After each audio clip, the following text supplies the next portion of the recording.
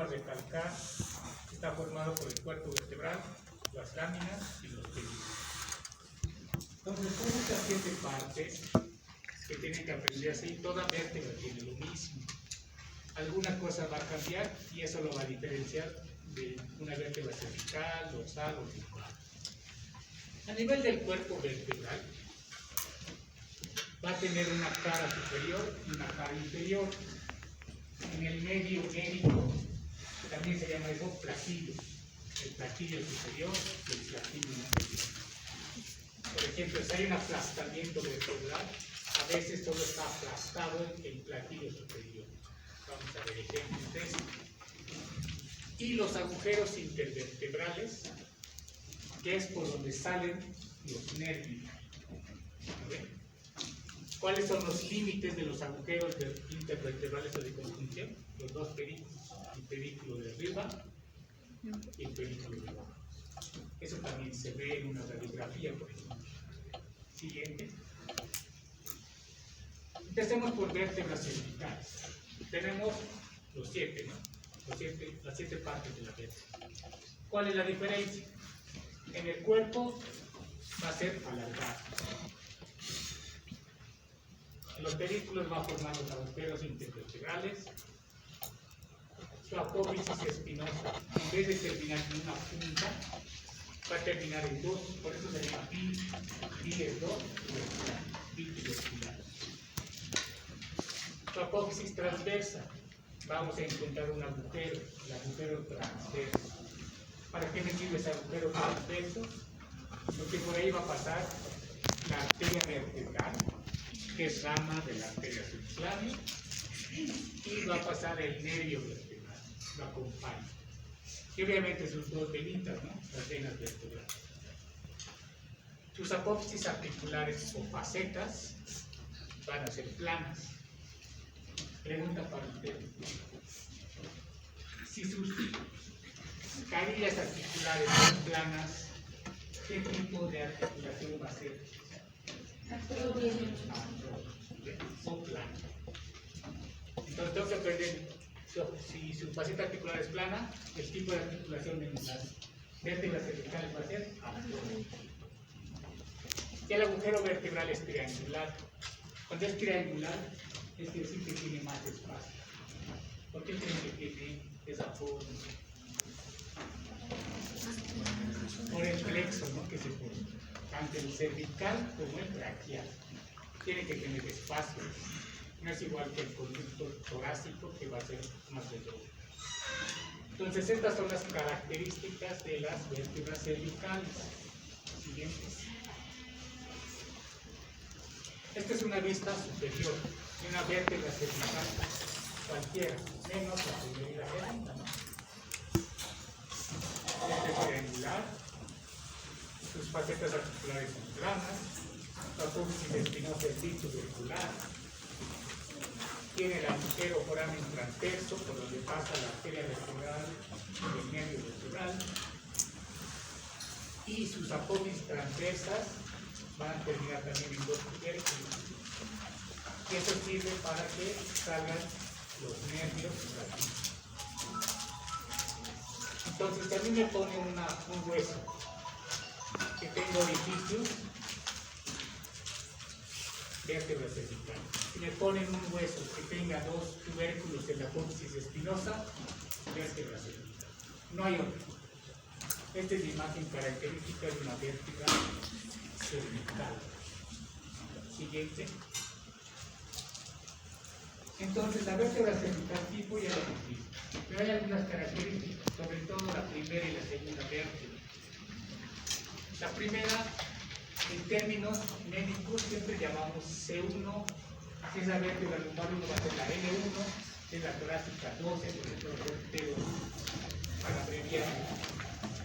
Entonces, C1 es el ápice. ¿Qué características va a tener? Ya no va a tener el cuerpo vertebral como tal, sino va a tener 2 masas laterales, derecha e izquierda. En cada masa lateral va a haber una cavidad glenoidea que se va a articular con el cóndilo acceso occipital. Pregunta para ustedes, ¿qué tipo de articulación va a ser? Entre el cóndilo del occipital y una cavidad glenoidea. Condilo. Son segmentos de ovoide. Entonces, en sus masas laterales va a estar la cavidad glenoidea que se va a articular con el cóndilo del occipital. Va a tener dos arcos, un arco anterior y un arco posterior. El arco anterior va a tener por dentro una carilla articular donde se va a articular a ese nivel con la apófisis odontoides del axis. Pregunta para ustedes, si la apófisis odontoides del axis tiene forma de cilindro, ¿qué tipo de articulación van a hacer?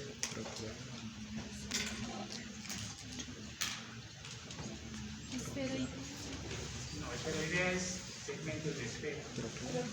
Trocoides. Entre la apófisis odontoides y el arco anterior del atlas va a ser una articulación de tipo trocoide, porque son segmentos de cilindro. El arco posterior, ¿qué me interesa? Por encima del arco posterior va a pasar el primer nervio cervical y la arteria vertebral. Si la arteria vertebral subía por los agujeros transversos, tiene que acabar ingresando al cráneo por el foramen magno, pero antes va a pasar por encima del arco posterior del atlas.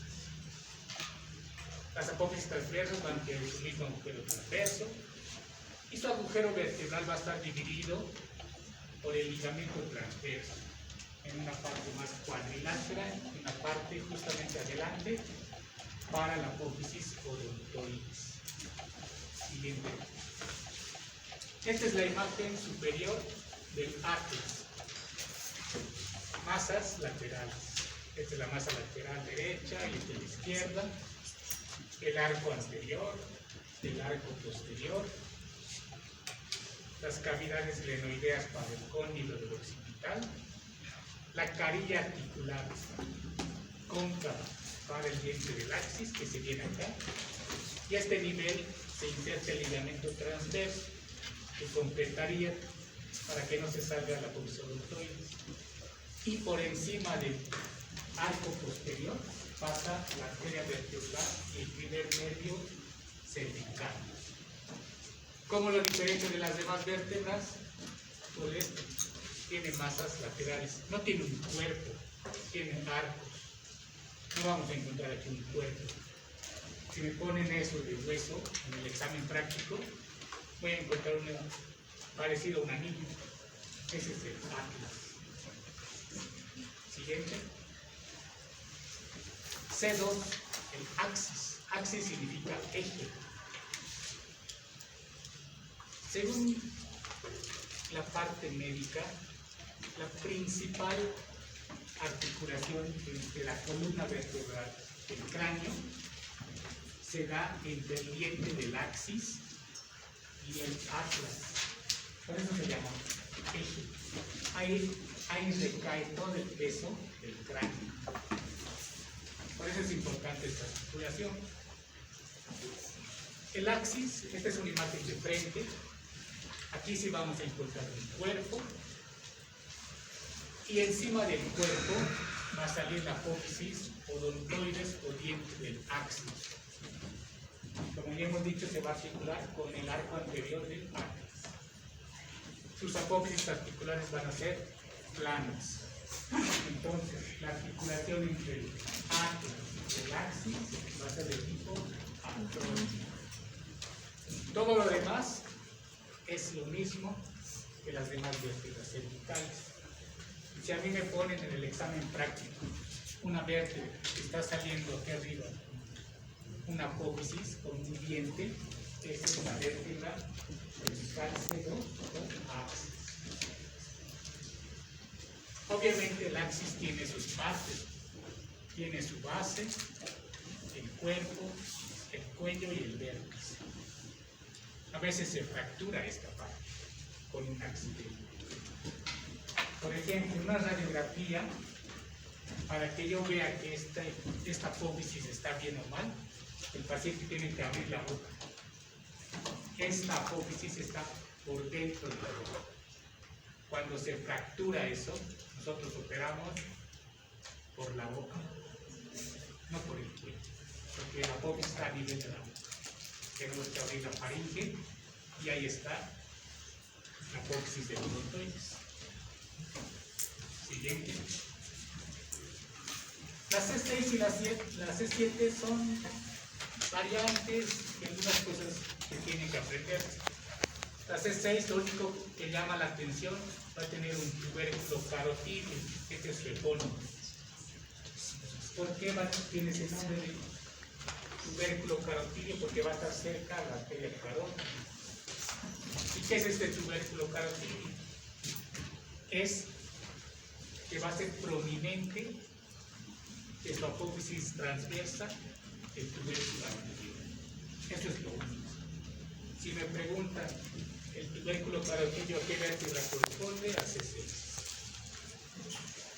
La C7 se la conoce como vértebra de transición. ¿Qué quiere decir? Que va a tener más características torácicas que cervicales. Una de ellas es la apófisis espinosa, que va a ser más oblicuo y saliente. Ya no va a tener dos tubérculos, va a tener solo uno. A veces se puede encontrar en el cuerpo una carilla articular para la primera costilla. Y esto es importante. Pregunta para ustedes. ¿Por qué agujero transverso ingresa la arteria vertebral? ¿De qué verbo? ¿6? ¿De C6 o de C7? C6. La arteria vertebral no ingresa por la C7, por si acaso. Ingresa recién desde la vértebra cervical 6. En la C7 solo voy a encontrar la vena vertebral o las venas vertebrales. Eso saben preguntar siempre. Siguiente. Entonces, esto es las vértebras cervicales con imagen lateral. Vean, esta es la vértebra prominente C7, que es más oblicuo, la apófisis espinosa. Si yo me aprendo esto, en una radiografía voy a ver lo mismo. Este es el cuerpo vertebral, este es el cuerpo vertebral. Estos son las facetas articulares, que son artrodias, son estas. Las apófisis espinosas son estas. El atlas es este. El axis, hasta que aquí es este. Entonces, la misma imagen que yo voy a ver en la parte ósea, voy a ver idéntico en una radiografía lateral de la columna cervical. Por eso me interesa conocer las estructuras, porque se parecen. Siguiente. Las vértebras torácicas, lo mismo, las 7 pares. ¿Qué es lo que les diferencia? El cuerpo va a tener las cositas costales para las costillas, superior e inferior. Su apófisis espinosa va a ser inclinada. La apófisis transversa va a tener otra cosita para la costilla también. Sus apófisis articulares van a ser planas. Si es plano, va a ser la articulación de tipo artróide. Y el agujero vertebral ya no va a ser triangular porque no necesita espacio, va a ser circular. Siguiente. Esta es la vértebra torácica típica. Cuerpo vertebral, la apófisis espinosa larga, inclinada, y sus cositas costales para las costillas, superior, inferior, y en la apófisis transversa para el tubérculo de la costilla. Va a tener 3 cositas. La cabeza de la costilla se articula con la cosita costal. En cambio, el tubérculo de la costilla se articula con la cosita de la apófisis transversa. Siguiente. Algunas características La torácica 1 solo va a tener una carilla articular. La torácica 10 también solo va a existir una fosita costal. Y la torácica 11 y 12 a veces no van a tener fositas costales para las apófisis transversas. Esos son cuando individualizamos cada vértebra torácica. Siguiente. Las vértebras lumbares. ¿Cómo yo diferencio una vértebra lumbar? Porque va a ser muy grande. El libro dice reniforme. ¿Qué quiere decir? Va a ser reniforme. Los pedículos van a ser más gruesos. Vamos a encontrar dos estructuras muy cercanas a las apófisis transversas y a las apófisis articulares. A nivel de las apófisis transversas vamos a encontrar la apófisis accesoria y a nivel de la apófisis articular las apófisis mamulares.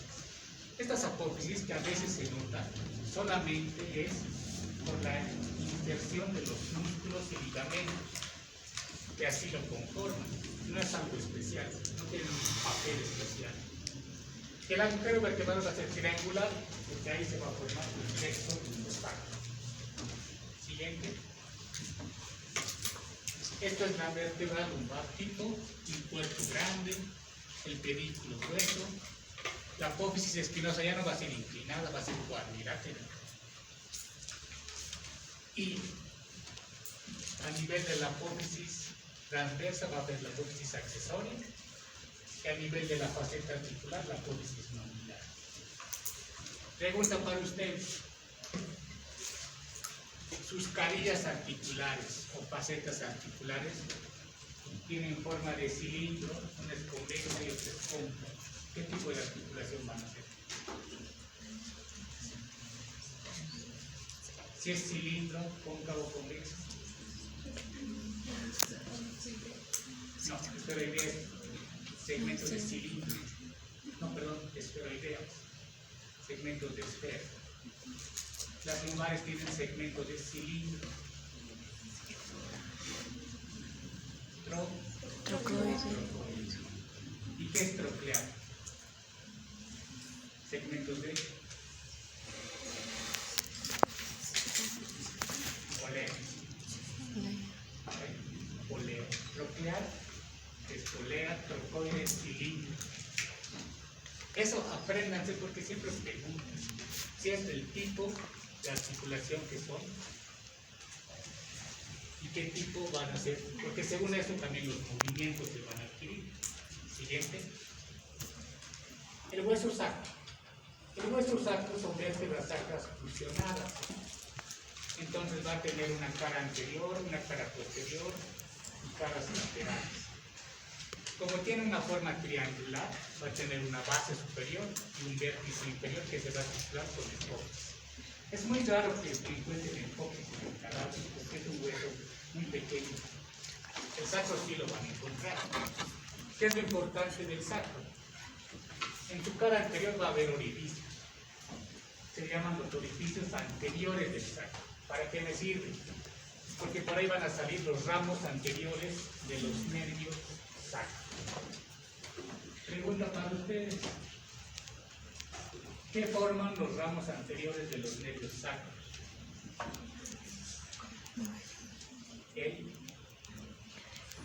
Cuando se reúnen, plexo lumbosacro. ¿Por qué es importante eso? Y van a ver esto en abdomen, vamos a ver. Porque según a eso van a ir al miembro inferior y se va a insertar el músculo piriforme. Ese músculo es clave, porque si yo encuentro el músculo piriforme, un ejemplo, el nervio que se va a ir por arriba del músculo piriforme va a ser el nervio glúteo superior y el nervio que se va a ir por debajo va a ser el nervio glúteo inferior. Lo mismo que las arterias, si va por arriba del piriforme va a ser la arteria glútea superior y si va por abajo la arteria glútea inferior. Pregunta para ustedes también. ¿Por dónde sale